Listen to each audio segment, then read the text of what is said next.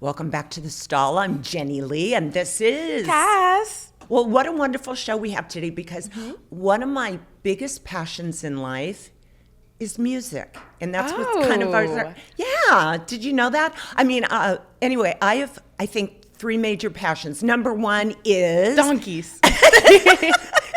Animals, yes, and donkeys and fish. Yes. My other passion is I love medicine. I wanted to go. I was going to go to medical school, actually. So I love medicine, which I get to practice vet medicine with all my animals. But my third biggest passion is music. Okay. How do you feel about music? I love music. And you know what's also fun when we talk is how my musical choices are different. Yeah.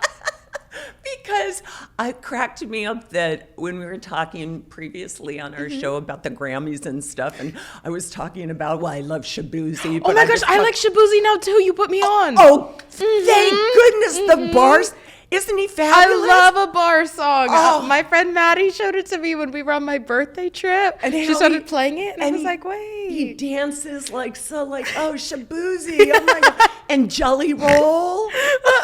I don't think I've heard Jelly Roll. Oh, honey. Okay, but the Rolling Stones.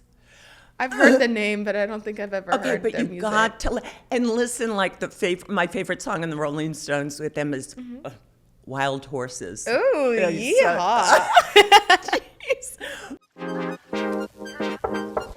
Ooh, come on in. Let's get down and dirty. The totally unfiltered, honest. Up to my brain. I love your brain. Stall talk. Stall talk. Y'all ready?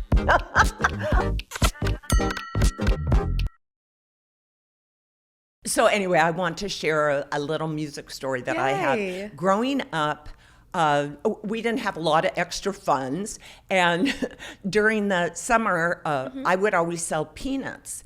And my mom, bless her heart, she'd drive to a neighborhood and sit in the car, and I would sell cans of peanuts, and it was like 50 cents, 2 quarters for a can of honey roasted peanuts. Dang, you were expensive, girl. You had the Whole Foods peanuts. So they might have been a quarter, but a can of these honey roasted peanuts, it was a good sized can. Anyway, I'd run up and down the airport, and like my whole family says that I could sell anything to anybody. But anyway, I raised enough money from selling peanuts that I was able to buy myself a guitar. Wow. And my mom then, with that, then my mom would drive me, and I had guitar lessons. So that's kind of, and then I play a little bit of guitar, I play piano. Do you play any instruments? No, not a single one. I was not musically talented or gifted whatsoever, but I like listening to it. Yeah, well, here's another question. I was thinking of this is, you hear lots of times, and myself included, is that our musical choices are oftentimes dictated or influenced by what we heard our parents playing growing up. Really? And yeah, when I feel like mine's the complete opposite of my parents. Yeah, so that's what I was going to ask. It's like me, because growing up, my dad, he drove a crew cab truck and a cowboy hat before it was ever cool, and he listened to Elvis. So again, my whole family were very partial to Elvis. But do you remember then the songs that your parents were listening to, or the music that they played? No, it was boring. Pardon me? The music was boring. My dad listens to a lot of Tony Braxton, Michael Jackson, trying to think but he also I just put him on Tyla. He likes Tyla now. You know, it's like, make me swim. Well, I guess it's sweat, but I always say, make me swim, make me water. I just put him on Tyla. And I feel like our music's very different. He's always like, well, your music's just about strippers and hoes and booty. And your guys' music is different from my generation. But you know what? They did just come out, though, with the top 5 albums of all time. The top 5, the number 1. What was it? Michael Jackson, Okay. Thriller, and the fifth one was Michael Jackson on one of his others. So, Wow. That so one your I do like Michael Jackson. Okay, there you go. So see, all generations from Gen Z to Boomers, Very right? true. Because her dad's a Boomer like me. So yes. So stay tuned because we have a great show coming up. A musical guest artist. She's won a Grammy, been nominated a bunch of times, and she's been on the Disney Channel commercials. And I know you've heard her music, so it'll be a lot of fun. We have on here a special guest, Paulina Aguirre. She is a Latin Grammy Award winner and foundation founder. Welcome to Stall Talk. Thank you for having me here. I'm happy always to share with other women experiences and just what we are. Welcome to Stall Talk. So, Thank you. Paulina, your journey from Ecuador to the US is a powerful one. When did you know that music wasn't just a passion, but it was your calling? Well, I think we always know, but we sometimes try to avoid it with different voices. Coming from Ecuador, you don't really have like a music structure. And although I am mixed with a family from Spain as well, I grew up in Ecuador. When I went to live in Chicago, I was exposed to, all the competitions that you had in the school. And then I said, oh my gosh, there's something going on.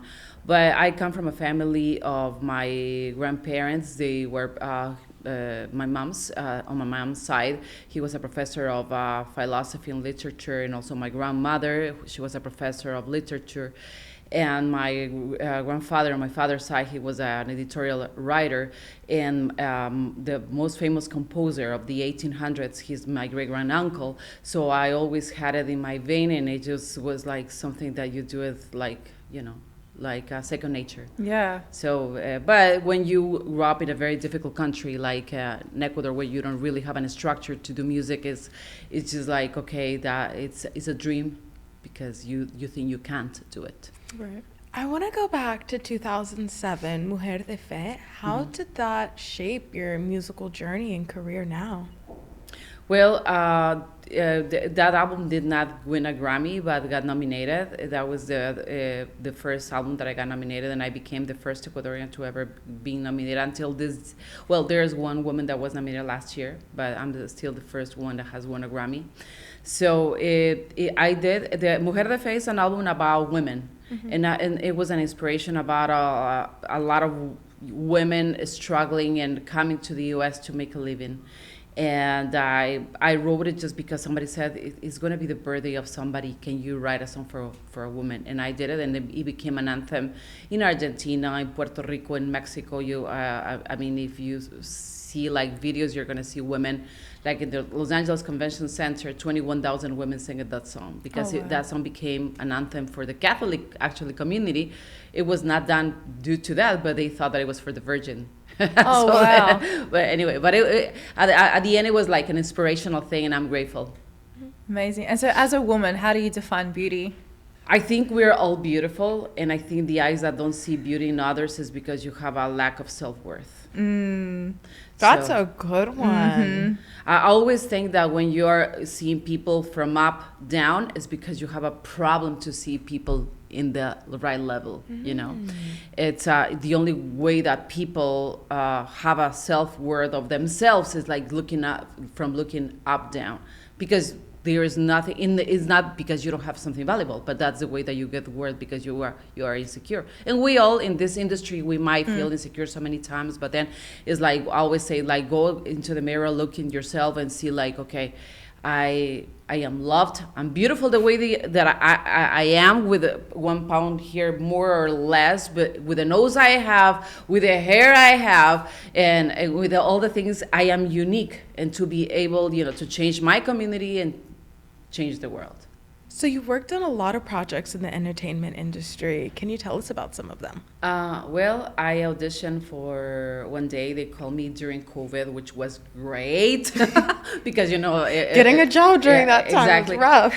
So I had this audition about some technology stuff, and then I got an email saying, welcome to round 2. Well, then welcome to round 3. And now we're going to pay you, come to Marina del Rey to record. So I ended up like signing with Google, and ended up being the Google Maps voice, and also Google Office, assistant, the one that guides you. But to be honest, the only thing that I remember, like with the office assistant, was like, where is a hemorrhoid? And then the concept of the hemorrhoid, that's still there. No, and I don't have hemorrhoids, but Can you do the voice? Yeah. So and in the maps, I don't really. Some people say, "Oh, you don't sound like." It was like, yeah, because I don't talk like that all the day, Right. So it's like more. Toma la derecha en Avenida en Brentwood Avenue.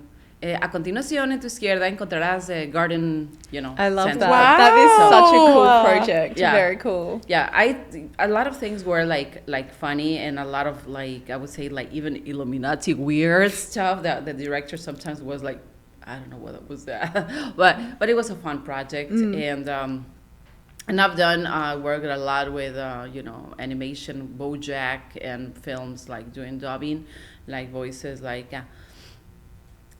Hola amigos.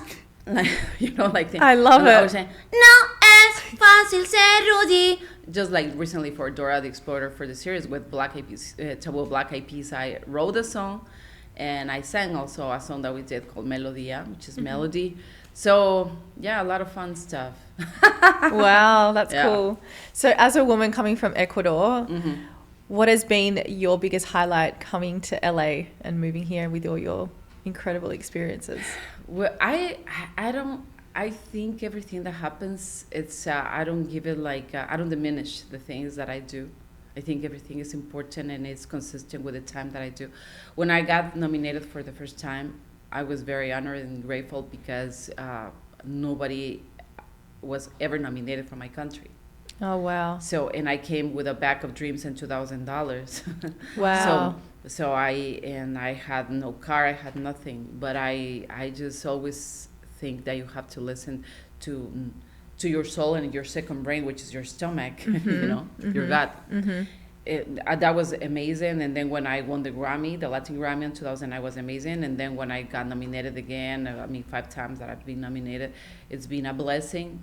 And then when I got this thing for Google, was wonderful, right? And when I sang in this concert for 21,000 people, it was great. And I had concerts that have been big. So I don't take anything for granted. I think everything is special, and it's not. I don't do my work in a good. Good if I'm with 1,000 people or 10 or 2 people. Yeah. You still show up the same way. You have to, Yeah. otherwise you're not really consistent with who you are, And I've directed 2 different shows for Disney dubbing.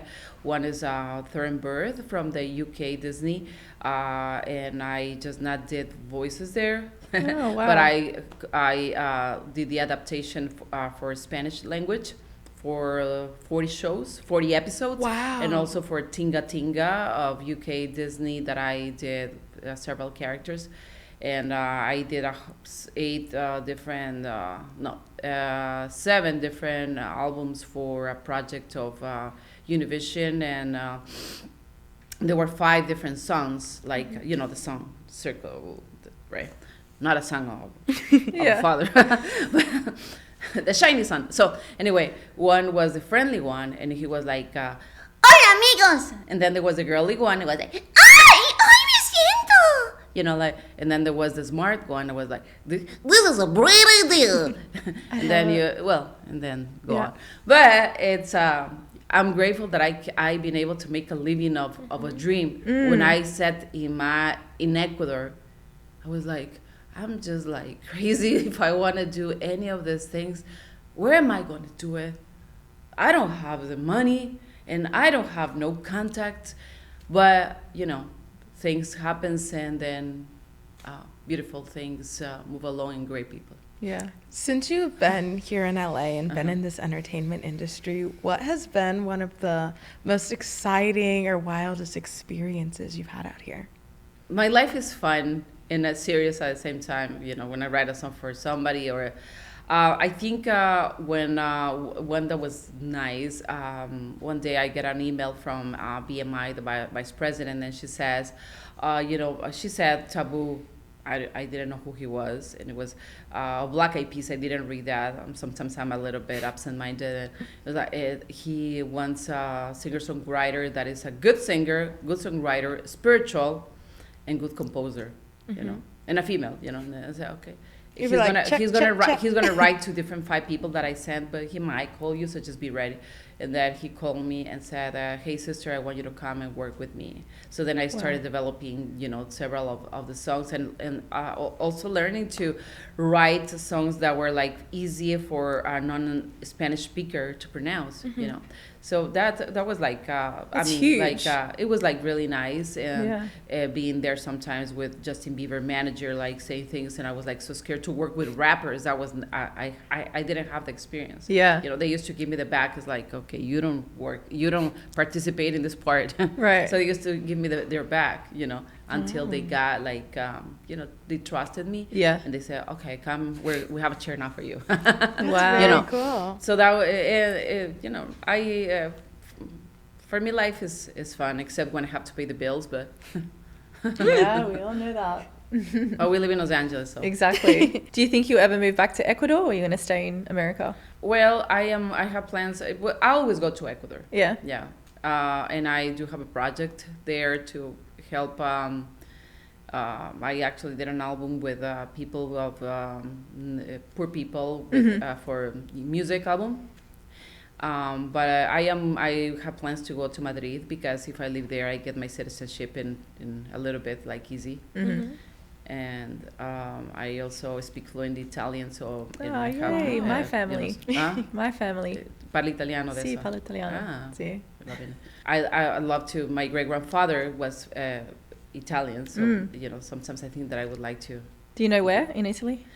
Dove era lui? Sì. Lui era del Messo di Florencia. Bella. Sì, sì. Ma adesso non lo so, sì. Ma no, I'm not gonna This speak is the it first time where I'm like, I'm lost. That's amazing. You're trilingual. Well, I speak some French and Portuguese too. Oh, wow. But not What's perfect. 5-lingual then? Polylingual. So who are some of your musical influences? I love a lot of music. I love U2, Tori Amos, because she's an amazing singer-songwriter. I love Sia, that she started her career when she was like 43 years old. And she was like, you know, for me, she's such an inspiration. She's amazingly talented. But the reason why she, I don't know if you ever saw any documentary about her, but the reason why she used to have those hats and wigs was because she didn't want to show like her wrinkles. Oh, wow. You know, she was like scared that she was not going to be taken seriously, you know, in a pop world. So I'm so happy and excited for you know, people like her that is not about age, is about like your willingness, you know, to do something and your drive. Yeah. I love Bono, Sting, also because they're people that they do a lot of social causes and are my inspiration. But you know, I probably have like a long list, but I might forget. So you said you came here with nothing but $2,000 in a dream. Do you have any advice for other people in the same situation? I always think that you have to be true to yourself, and I said, like, if you do find like the talent or whatever you're good for, when there's a lot of, we always think about a plan B. If this not goes right, I'm gonna go in the other route. Los Angeles definitely is not easy. We can feel alone. We can feel also the, you know, when you drive, you know, it just takes you like forever, and you have to plan like for a 5-hour trip, because it's going to be probably an hour, 2 hours going back, then 2 hours doing whatever you're doing. So it's not easy, and I just think that whatever your soul calls you, you know, and always get ready and be prepared. Because one thing that I tell to other, you know, musicians is like get into your instrument every day. I had the gift. It was a gift that I had in my life to work with an amazing artist, and they told me like I wake up at 6 a.m. I warm up my fingers, even if I don't know if I'm going to create a song, but something beautiful will come up because you're just there, you're present.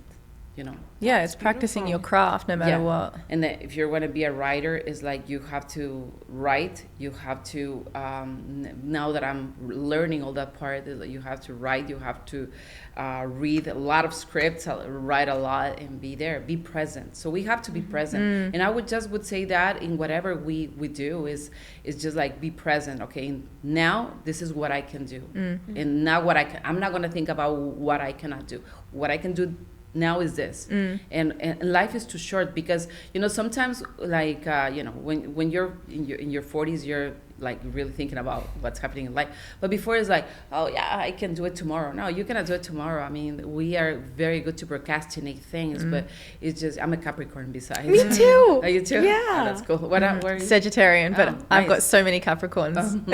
What day? I'm on the 12th. I'm the 10th. Oh, nice. Yes. Can you tell us a little bit more about your foundation, the inspiration behind it, and the impact it's had on the community? Sure. So, well, the first album was 2007, Mujer de Fe, but then I did an album which was my second nomination, Esperando Tu Voz, and that album opened a lot of doors for women to tell their stories. I started getting emails, messages from women saying, I was abused, I was raped. When all these things, I got all these messages, I just felt like a social responsibility. I come from a family of 12 attorneys. Oh, wow. You know, from uncles to cousins, and I have a degree in music business, and I always had like this thing that I need to do something. When I was 19 years old, I had the opportunity before coming to live in Los Angeles to work for the transportation company, and I ended up building 100 homes for poor people, for drivers, and that was like a wake-up call for myself, and I said, like, I need to do something for the community. And faith seems to be like deeply rooted in your way of being. How does it guide your creative process? Well, I came from a religious family. I don't consider myself religious anymore. I do consider, although I consider faith not something that is in a structure of any religion, but in a way of living of whomever wakes up every morning breathing and is grateful about life. Yeah. That's what faith is for me. What changed for your fate to change? My faith has not changed. As I said, my faith is the same. The way of what I think, the way that I conceive religion as a concept for me is different, because I always think it's like you can sit in the first row of a church, but if you don't do work for the poor, for the people in need, with a widow or people in prison, that actually have a project with my foundation with women in prison through arts, if you are not doing that work, so then your faith is just la la la la la la la. Exactly. Like practice what you preach. You mean our life has to have a consequence of equilibrium, right, of balance. I'm curious about the program that you have for the women in prison with the arts. Can you tell me more about that? Sure. Besides doing music and music business, I went to film school for 3 years. As a matter of fact, I won a scholarship right now for film and for directing and script writing with a new school of AFI, American Film Institute, George Escobar Storytellers Institute. I am working on this project called Women Singer-Songwriters from Prison, that is Unchained Melodies. That's the name of the project.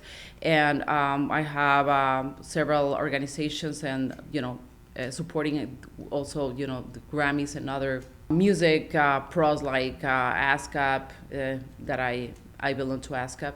And the idea is to tell the story from the side of music, because normally you have like in a documentary, like, hi, my name is Maria and this is my story, which is nice, but then it's like when you start saying like, da-na-na-na-na-na, I live around the world and this is what...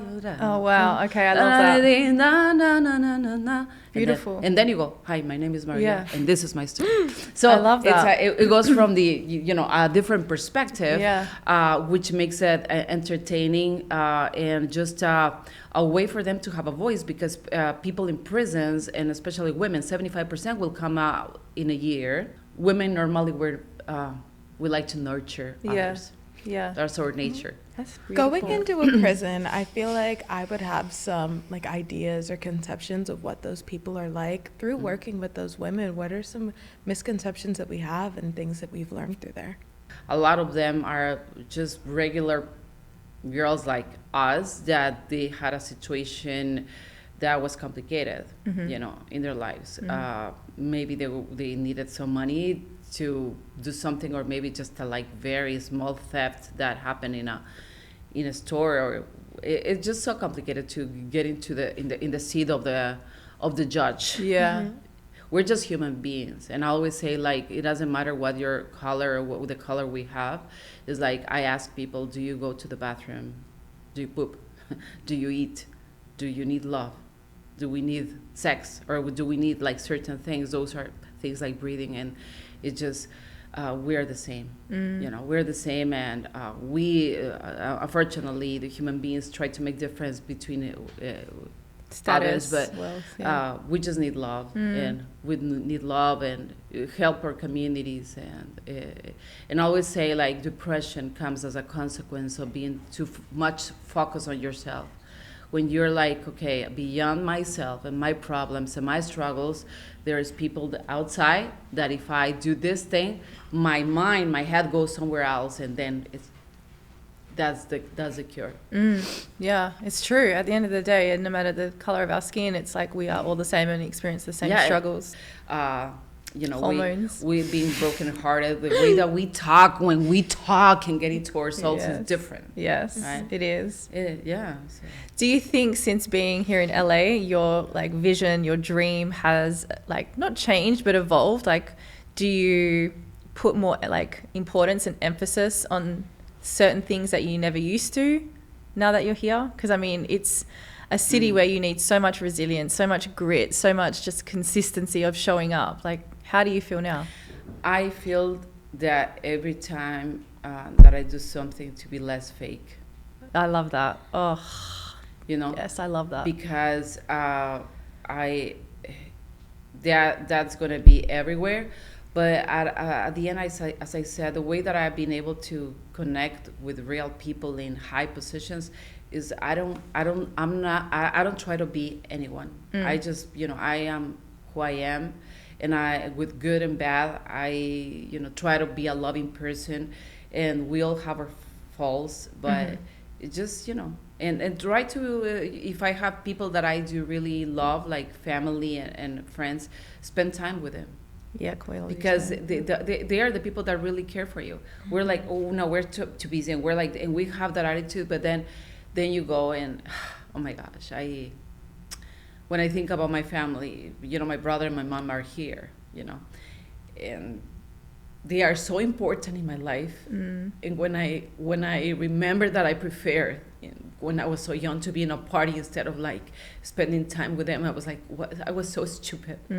But you don't see that because you think you're going to be young forever. So be with your family, be with your loved ones as much as you can, because they're not going to be there. You're going to make me cry. Yeah, good advice. I need to go and see my family. Now you're making me want to go and see my family. Well, that was a really special takeaway. And it was. Thank you so much for being vulnerable and opening up and joining us on Stall Talk. Beautiful. Thank you. Thank you. Talk about vulnerability with that woman. Again. Oh my gosh, your word. The word that I also don't like, but gosh, she came over here with just $2,000 and from Ecuador, but boy, her talent. Oh my gosh. So you know what I really took away too is that she continues to study. Yeah. That she's just not about, okay, obviously she has a great voice, but she does the work behind it. Yeah, she does. You know? You can see she's got like this real resilience and just like go-getter energy about her. Right. What did you guys take away? What was some of the great She points? really like... Yeah, you guys really bonded and connected. What are you feeling? The family thing was like a bit of an eye-opener of, I think I really need to go home and spend time with my family. That was fabulous. She kind of, I think I was meant to connect with her today for that reason, because like the moment she started welling up, I was like, oh, I think being out here, I won't say blinkers on, but I kind of have to disconnect and like from my family because they're so far away. Right. But yeah, she really struck a chord with me because I was like, oh, it's been so long since I've seen them. Oh yeah, when's the last time that you were with your family? November 23. Oh, And so when are you going back? You're going to go back this summer when we I go think dark for a moment? I've got a friend's wedding back in Australia, end of June, and soon. yeah, I was going to surprise my mum, so hopefully she doesn't watch this episode. Oh, same thing as when we go dark here. I'm going to go and just spend time with my mom. So I'm going, and she's living in a place now, and so I'm just taking my dog and my little Andy, who's 17 and a half years old, and she loves my puppies, and I'm just going every single day, and I go and I just hang out with my mom. And I when I visit with my mom, I'm just with her like 6 hours, and it just flies by. So that was what a wonderful thing for her to remind us all of. Right? When she said that, like, you know, they're not going to be here forever, I was like, oh, like the guilt of like being here for so long and then just, you know, out here pursuing what I want to pursue. I'm like, they're only getting older, and but another thing that I really took away is she said, listen to your gut. It's all about your soul, your soulfulness, and your gut. You know what I loved as well that she said? That the more time that she's here, the more less fake she becomes.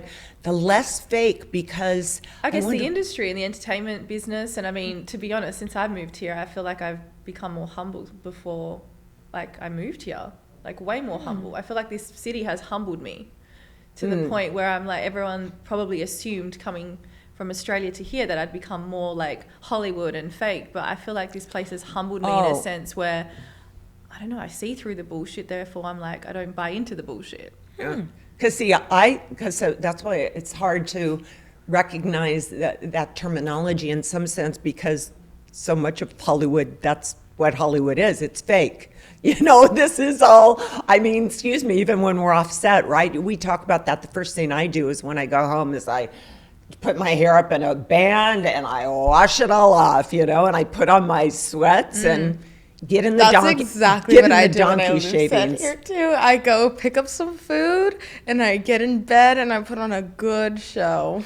Oh, nice. I'm watching White Lotus right now. Have you guys seen it? I've got to start that. I have to. Oh my gosh, it is so good. Like, I watched the entire season 1 in 2 days. It was so good. Really? Everyone's been bragging about it. I haven't even started, so yeah. It's really good. But even her with her music talent and how she's applied it, that she's done commercials and oh gosh, the Google Map. That was fun. Now I'm gonna like go on my phone and like do like Google Maps in Spanish and hear her voice. I'm like, that was super cool. I'm gonna send it to her. I'm gonna be like, this is you.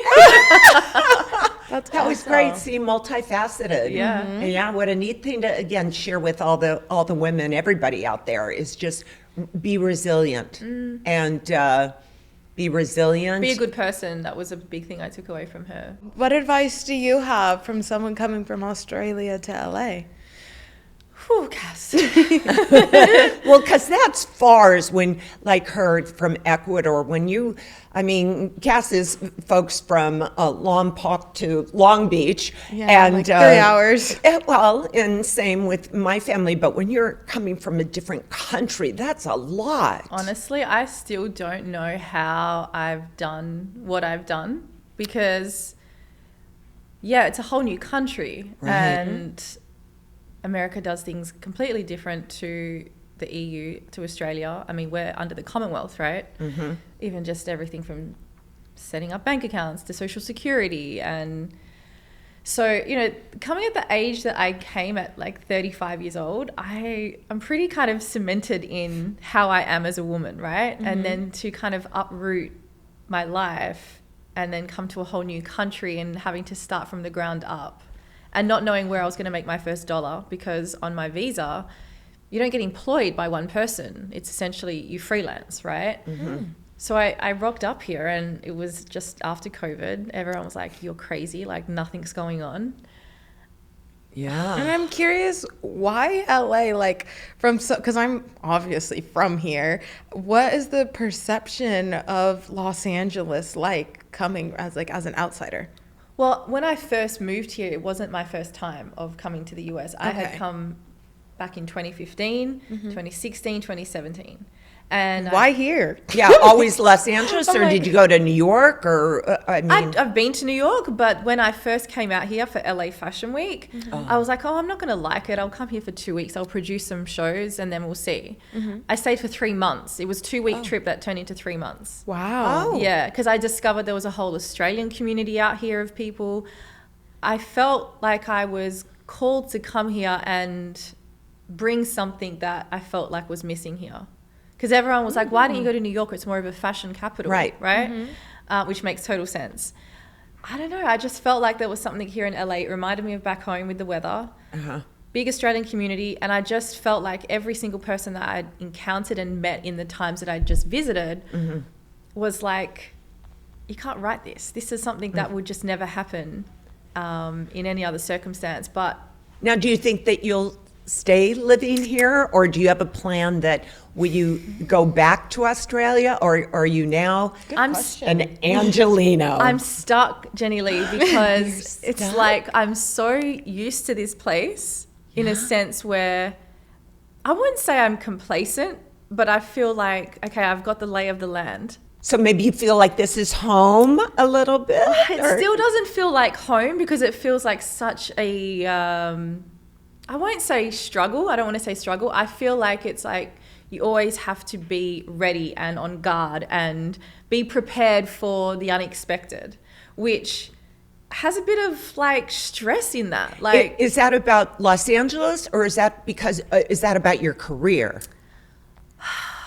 I trust myself enough that I'll always find what I need to in my career.